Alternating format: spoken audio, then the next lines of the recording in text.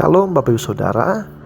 Ada satu kebiasaan yang sering kita anggap sepele, tapi sebenarnya sangat merusak diri kita, yaitu menunda-nunda. Bayangkan saudara, kamu punya tugas yang harus selesai dalam seminggu. Awalnya kamu santai saja, berpikir masih ada banyak waktu. 6 hari berlalu, tinggal sehari lagi. Lalu saudara bilang begini, masih ada 24 jam, nanti saja. Alhasil Bapak Saudara, 2 jam sebelum tenggat waktu, saudara baru panik dan kelabakan. Kok tugasnya sebanyak ini ya? Mana mungkin selesai? Yang kasih tugas keterlaluan. Nah saudara, akhirnya apa? Hasil menjadi tidak maksimal. Ketika kita mengerjakan sesuatu di menit-menit terakhir, hasilnya pasti tidak maksimal. Jika saudara punya kemampuan 10, saudara mungkin hanya akan menghasilkan 6. Tidak ada waktu untuk melakukan yang terbaik. Nah, Bapak Saudara, Alkitab juga membahas soal ini. Amsal 19 ayat 24 berkata begini, si pemalas mencelup tangannya ke dalam pinggan, tetapi tidak juga mengembalikannya ke mulut.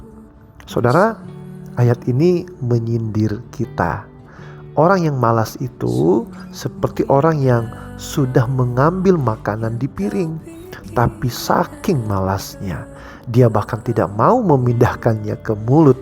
Nah, ini menggambarkan betapa parahnya kebiasaan menunda-nunda. Saudara sudah melakukan sesuatu, memulainya dengan mudah, tetapi saudara tidak pernah menyelesaikannya. Terus saudara, mengapa sih kita suka menunda-nunda? Ada 2 alasan utama yang menjadi alasan mengapa kita sering menunda. Yang pertama, kita salah perhitungan. Kita sering meremehkan betapa sulitnya sebuah pekerjaan. Jadi kita menunda sampai akhirnya merasa kewalahan. Yang kedua, alasannya adalah kita kurang minat. Kita tidak punya semangat untuk memulai. Akhirnya, yang bisa mendorong kita cuma deadline atau tekanan dari luar. Saudara, tentu ada akibatnya, yaitu kita akan kehilangan sukacita. Kita jadi tidak bisa menikmati prosesnya. Padahal sukacita dan semangat itu penting agar kita bisa menghasilkan sesuatu yang baik.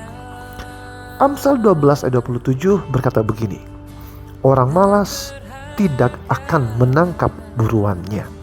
Artinya, orang yang menunda-nunda mungkin sudah memulai, tapi dia tidak pernah mendapatkan hasilnya. Karena itu saudara, jika kita punya kebiasaan menunda-nunda, mari kita belajar dari Tuhan Yesus. Dia adalah pribadi yang tidak pernah menunda. Tuhan Yesus menyelesaikan semua yang harus dia kerjakan sampai akhirnya dia bisa berkata, sudah selesai.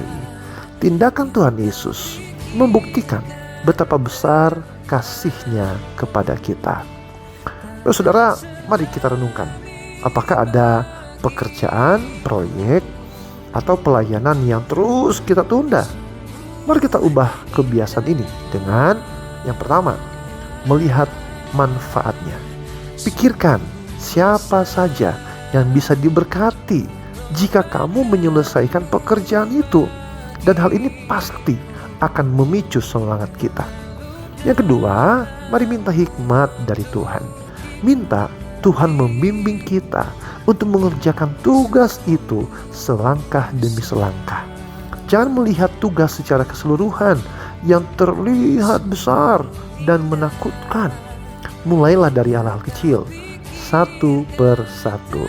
Dan dengan anugerah Tuhan, kita akan kuat untuk menyelesaikannya. Tuhan Yesus memberkati. Shalom.